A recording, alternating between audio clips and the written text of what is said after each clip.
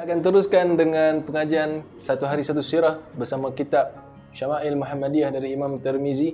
Jangan lupa tekan button subscribe dan like, insya-Allah kita akan terus ke segmen. Assalamualaikum warahmatullahi wabarakatuh kepada semua penonton. Innal hamdalillah nahmaduhu wa nasta'inuhu wa nastahdihi wa nastaghfiruh wa na'udzu billahi min syururi anfusina ومن سيئات أعمالنا من يهده الله فلا مضل له ومن يضلل فلا هادي له أشهد أن لا إله إلا الله وأشهد أن محمدا رسول الله اللهم صل وسلم على سيدنا محمد قال رب اشرح لي صدري ويسر لي أمري واحلل عقدة من لساني يفقه قولي أما بعد صلى الله ربنا على النور المبين أحمد المصطفى سيدي المرسلين صلى الله ربنا على النور المبين أحمد المصطفى سيدي المرسلين صلى الله ربنا على النور المبين أحمد المصطفى سيدي المرسلين وعلى آله وصحبه أجمعين. Alhamdulillahirrabbilalamin. Tuan-tuan, insya-Allah kita akan terus sambung dengan pengajian kitab kita pada bulan Ramadan yang mulia ini dengan satu hari satu sirah daripada kitab Syama'il Muhammadiyah daripada Imam Tirmizi. Moga-moga beroleh manfaat dan pahala. Kita teruskan dengan bab yang kelima, yakni bab majaa fi syaibi Rasulillah sallallahu alaihi wasallam. Bab yang mana mendatangkan tentang uban Rasulullah sallallahu alaihi wasallam. Hadis yang pertama daripada Qatadah bertanya kepada Anas bin Malik, "Hal khadaba Rasulullah sallallahu alaihi wasallam?"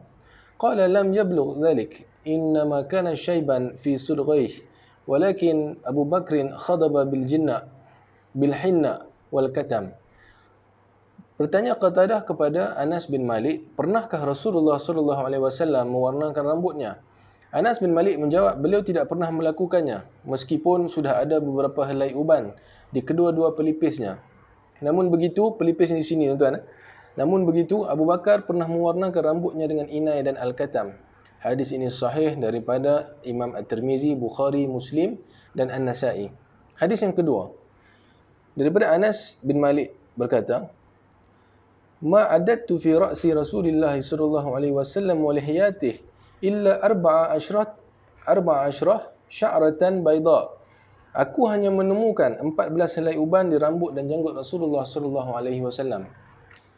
Hadis yang ketiga daripada Jabir bin Samurah berkata, "Kana idza dahana ra'sahu lam yura minhu shaybun wa idza lam yadhun ruyi'a minhu syai'un."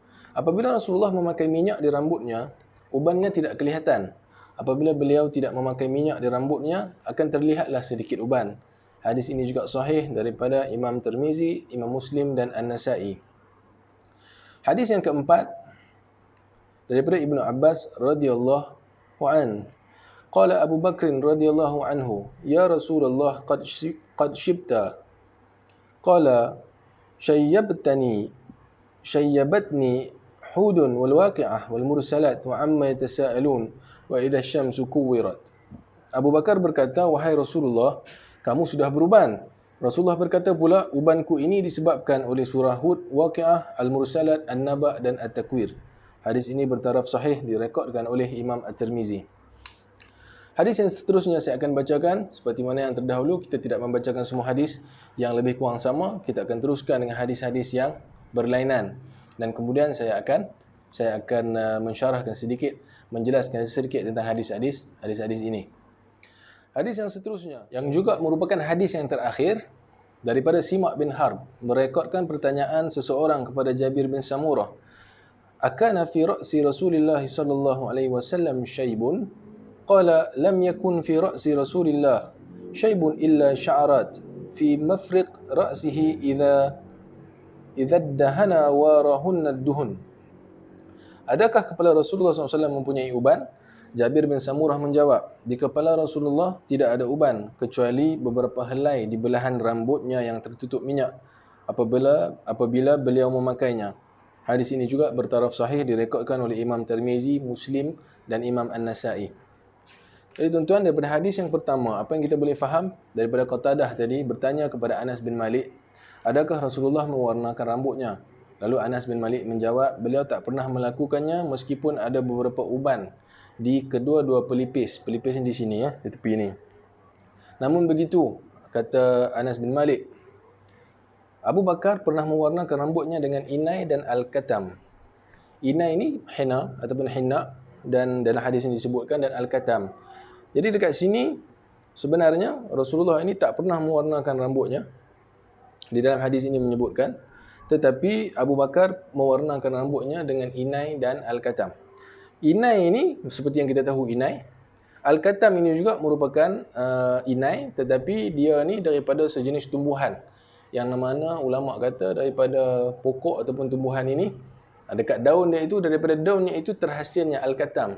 Dan inai ini dia tak berwarna ni, dia berwarna seperti kemerah-merahan. Inilah al-katam yang dipakai oleh Sayyidina Abu Bakar As-Siddiq radhiyallahu anhu. Dan hadis ini juga menunjukkan bahawa Nabi mempunyai uban seperti mana dijawab oleh Anas bin Malik, ada beberapa helai uban di pelipis Rasulullah SAW. Berapa helai uban itu? Anas bin Malik berkata juga, aku menemukan ma'addatu fi ra'si Rasulullah SAW, aku menemukan di rambut Rasulullah wa lihyatihi, dan janggut Rasulullah, illa 14 sya'ratan bayda. Tidak lebih dan tak kurang, aku hanya menemukan di rambut dan di janggut Rasulullah ni ada 14 uban sahaja, tuan-tuan. Kan? Jadi sahabat ini bukan sahaja peribadi, bukan sahaja fizikal Rasulullah, juga janggut, juga rambut Nabi SAW mereka cari, mereka tengok, mereka perhati ada berapa banyak rambut putih, berapa banyak rambut yang berwarna kemerah-merahan dan sebagainya. Begitu sayang sahabat kepada Nabi SAW, sehingga hari ini kalau kita tengok masih tersimpan lagi rambut Nabi, janggut Nabi. Kita boleh tengok di pameran-pameran artifak Rasulullah SAW. Subhanallah, dan sampai hari ini rambut dan janggut Nabi ini sentiasa hidup dan sentiasa memanjang dan memanjang. Tak seperti rambut manusia yang lain. Inilah yang dikatakan rahmatan lil alamin, baginda SAW yang menjadi rahmat kepada seluruh alam. Rambut dan janggut beliau pun, bulu-bulu yang ada di muka beliau pun, di kepala beliau, masih hidup sehingga ke hari ini. Hanya sebagai orang kata mata kasarnya, jasad Nabi SAW ini telah tiada. Jadi hadis yang seterusnya saya baca, rambut Nabi SAW daripada Jabir bin Samurah tadi kita baca, Rasulullah ni bila dia pakai minyak di rambut dia, uban Nabi tak kelihatan. Maksudnya bila pakai minyak nampak hitam, nampak cantik. Bila Nabi tak pakai minyak, barulah nampak sikit uban di kepala Nabi. Apakah minyak yang Nabi pakai? Inilah minyak zaitun. Macam mana saya cerita di bab yang lepas, Nabi pakai minyak zaitun di kepala dia, Nabi pakai di kening Nabi, Nabi pakai di kelopak mata Nabi, Nabi pakai di bawah bibir Nabi SAW, dan Nabi pakai di janggut. Juga Nabi pakai di bahagian-bahagian lain seperti di dada Nabi, yang mana ada bulu lebat daripada dada sehingga ke pusat. Nabi pakai minyak zaitun.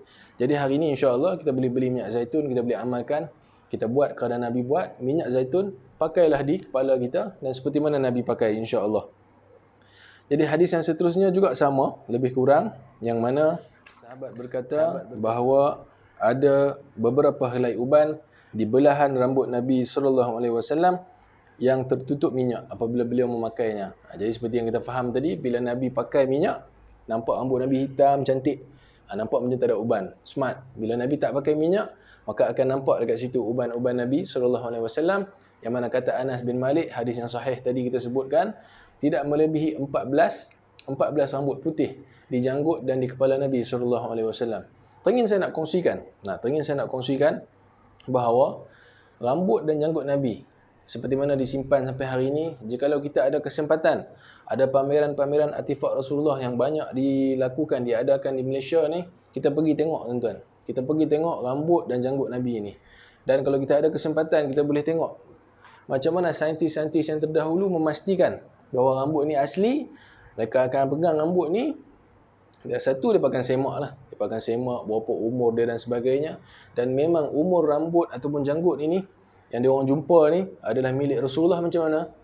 Kerana bila semak balik, memang betul rambut ini usia dia melebihi 1400 tahun yang dulu. Dan tak mungkin rambut ini boleh ada sampai hari ini, 1400 tahun yang dulu sampai hari ini, melainkan dia milik Nabi SAW. Cara yang kedua, bagaimana mereka memastikan itu milik Rasulullah? Mereka akan pegang rambut ini, pegang, ambil torchlight, suluh. Ambil torchlight, suluh. Kalau kita ambil rambut kita hari ini, kita pegang, kita suluh, tak ada bayang. Dah, rambut kita ada bayang. Kita pegang ini, kita suluh, akan ada bayang rambut kita. Tapi rambut Rasulullah SAW pegang dan suluh, bila kita tengok rambut Nabi tidak ada bayang. Dan ini menunjukkan lagi bahawa itu milik baginda Nabi SAW. Sebab apa? Sebab Nabi itu sendiri cahaya, dan rambut dia itu sendiri cahaya. Bila cahaya kena dengan cahaya, maka tidak akan ada bayang seperti mana hari ini rambut kita. Sallallahu alaihi wasallam. Subhanallah, ini antara mukjizat kelebihan Nabi Muhammad sallallahu alaihi wasallam. Dan apabila Nabi meninggal dunia, ada juga sahabat yang mengatakan, aku kira dekat janggut Nabi, aku kira dekat kepala Nabi ada berapa banyak rambut putih. Bila kira-kira, ada yang mengatakan 20 helai dan sebagainya. InsyaAllah, semua ini kita cerita bukannya kita nak suruh potong. Kita punya uban-uban putih ni potong, trim, bagi ada 14 helai macam Nabi. Dah. Kalau kita ada banyak uban pun tidak ada masalah. Kita tidak boleh mencontohi Nabi dari sudut uban. Tapi bila kita cerita tentang uban dan sebagainya, tentang Nabi SAW, untuk membangkitkan cinta kita kepada manusia yang paling mulia atas muka bumi ini, iaitu Muhammad SAW. Moga bertambah kita punya mahabbah kepada Rasulullah SAW.